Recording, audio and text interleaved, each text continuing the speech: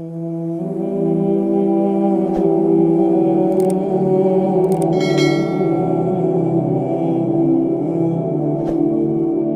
اسی طرح سے we have to understand the traps of shaitan. You know, the amazing thing about shaitan is he is very patient. وہ بہت صبر سے چلتا ہے. آہستہ آہستہ آہستہ آہستہ آہستہ آپ کو لیتا جاتا ہے حتیٰ کہ آپ وہ ایکشن ہم لوگ کر دیتے ہیں. شروع میں نہیں کہے گا کہ کسی کے پاس شیطان رکھے نہیں کہے کہ بات سنو نماز نہ پڑھو, بات سنو زنا کرو, کبھی نہیں کہے گا. کیا بولے گا کہ ٹھیک ہے نماز پڑھ لو, اچھی بات ہے, بہت لازمی پڑھنی ہے, نماز نہیں چھوڑ سکتے ہو, لیکن ابھی تو 3 گھنٹے پڑھے نماز کی قضا ہونے میں. ابھی تو تم یہ گیم کھیل لو یا اس دوست سے فون میں بات کر لو, وہ جو تمہارا کام ہے پریزنٹیشن بنانی ہے وہ کر لو, بعد میں پڑھ لینا, ٹائم ہے ابھی. اور آپ کام کرنا شروع کرتے ہیں اور گھنٹے بعد آپ کو یاد آتا ہے کہ نماز رہتی ہے. پھر آتا ہے کہ نماز پڑھو گے تم, چھوڑنے کا تو سوال نہیں پیدا ہوتا, لیکن پہلے یہ کام کر لو, پہلے اس دوست سے کال کر لو, یا پہلے یہ چیز کر لو, تمہارا ہوم ورک رہتا ہے یا تمہارا یہ پروجیکٹ رہتا ہے, اس پہ تھوڑا کام کر لو, اور آرام سے فری ہو کے دل کی تسلی کے ساتھ فوکس ہو کے نماز پڑھنا. تو آپ کو اس نے کیا کہا کہ پرائورٹی تمہاری یہ ہے, جب فری ہو جاؤ گے پھر نماز پڑھ لینا. اور آپ اس میں انوالو ہوئے حتیٰ کہ 2 گھنٹے گزر گئے اور آپ کو اچانک سے یاد آئے کہ اوہ نماز چلے گئی. اور پھر آتا ہے کہ آپ کیا قضا پڑھو گے تم, اور اب عصر کی نماز کا ٹائم ہو گیا ہے, تم نے فجر بھی چھوڑ دی, ظہر بھی چھوڑ دی, اب تم عصر کے سامنے اللہ کے سامنے کھڑے ہو گئے, اب کل سے 5 وقت کی نماز پڑھنی ہے. اور پھر آپ کہتے ہیں ہاں میں کل سے 5 وقت کی نماز پڑھوں گا, اور یہ کل کبھی نہیں آتا حتیٰ کہ انسان کورٹ میں چلا جاتا ہے. یہ میں اپنا پرسنل ایکسپیرینس بتا رہا ہوں آپ کو. میں جب یونیورسٹی میں تھا, when I was not practicing, یہ تو میرا حلیہ بالکل بھی نہیں تھا اور ہم لوگ برائی میں تھے, تو میں اس چیز میں سمجھتا تھا کہ نماز بڑی امپورٹنٹ ہے. لیکن ہوتا کیا تھا کہ چلو ابھی ٹائم ہے, پڑھ لیتے ہیں پڑھتے ہیں, اور کرتے کرتے ایک نماز چھوٹی, 2 چھوٹی, اب کل سے پوری پڑھیں گے, باقی بھی چھوڑ دی ساری.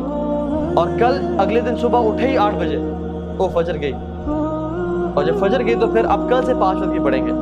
So this is how شیطان plays. اسی طرح سے زنا کے معاملے میں, فورنیکیشن کے معاملے, وہ نہیں کہے گا کہ چلو یہ عورت ہے اس کے ساتھ تم بدفعلی کرو, وہ کہے گا کہ she is so friendly, اور کتنا برا لگے گا کہ تم اتنے روڈ بن کے رہو اس کے سامنے, اور کسی کا دل دکھانا کوئی اچھی بات ہے, تو اسے حال چال تو پوچھو, صرف کام کی بات, یہ تو بدتمیزی ہے.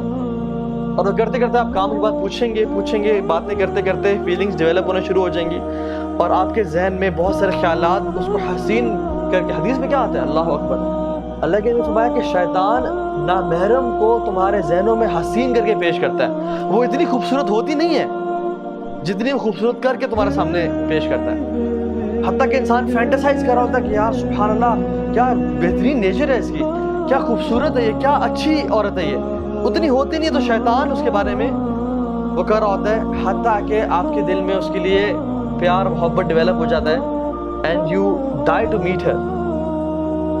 اور جب آپ میٹنگ کرنے جاتے ہیں تو آپ کو نہیں کہتے, تم نے تو یہ چیز ذہن میں نہیں ہوتی کہ تم نے اس کے ساتھ برا گناہ کرنا, بس ہوتا ہے کہ we'll just meet, I'll just see her, I'll maybe propose her or something. لیکن what happens is ہمارے پاس کاؤنسلنگ میں لڑکے آتے ہیں اور کہتے ہیں کہ ہاں بھائی ہمارا ارادہ بھی نہیں تھا, لیکن حالات ایسے بنتے چلے گئے کہ ہم سے یہ گناہ ہو گیا, اور اب کیا کریں, کیا اللہ معاف کرے گا.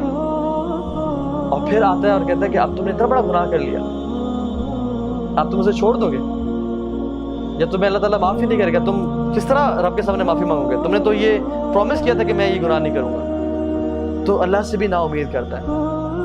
آدم علیہ السلام سے اس نے یہ گناہ کروایا نا, لیکن توبہ کروانا, کیونکہ فرسٹ ایکسپیرینس تھا اس کا آدم کے ساتھ علیہ السلام, توبہ کروانا جو ہے نا اسے نا امید نہیں کر سکا.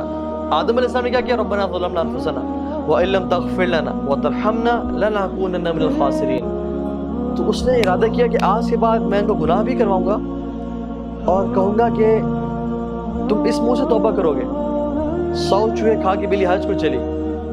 یہ جو باتیں ہیں نا کہ اللہ سے نا امید کر دینا, this is how شیطان plays. تو we have to understand کہ ہم نے شیطان کو ٹیکل کہاں پہ کرنا ہے. The first thought comes to our mind, اس کو وہیں پہ روکنا.